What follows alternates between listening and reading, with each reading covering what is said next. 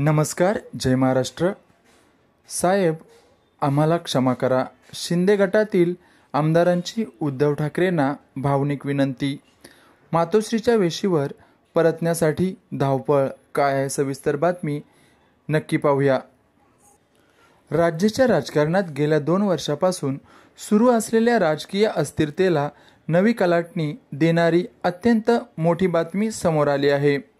जून 2022 मध्ये शिवसेना प्रमुख उद्धव ठाकरे यांच्या नेतृत्वाखालील महाविकास आघाडी सरकार पाडून एकनाथ शिंदे यांच्या नेतृत्वाखालील सरकारमध्ये सामील झालेल्या शिवसेनेच्या शिंदे गटातील काही आमदारांनी आता पुन्हा एकदा उद्धव ठाकरे यांच्याकडे परतण्याची विनंती केली आहे.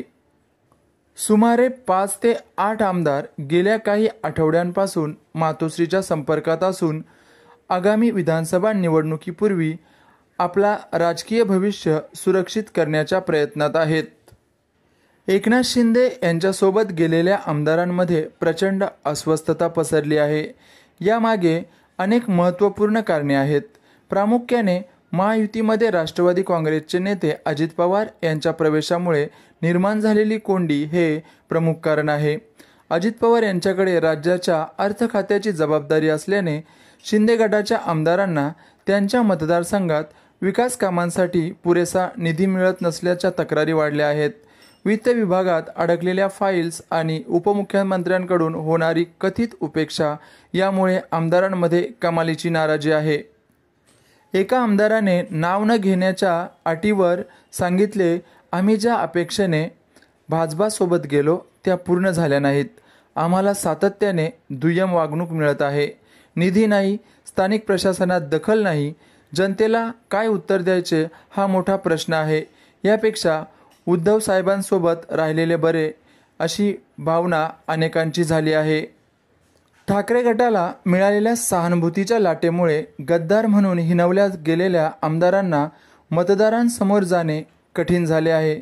त्यामुळे या आमदारांनी सुरक्षित राजकीय आश्रय शोधण्यास सुरुवात केली आहे. आमदारांच्या मनात भीती निर्माण होण्याचे मोठे कारण म्हणजे विधिमंडळात प्रलंबित असलेले अपात्रतेचे प्रकरण. सर्वोच्च न्यायालयाने विधानसभा अध्यक्षांना 16 आमदारांच्या अपात्रतेबाबत योग्य कालावधीत निर्णय घेण्याचे निर्देश दिले होते. या निर्णयामुळे शिंदे गटावर अपात्रतेची कायम टांगती तलवार आहे.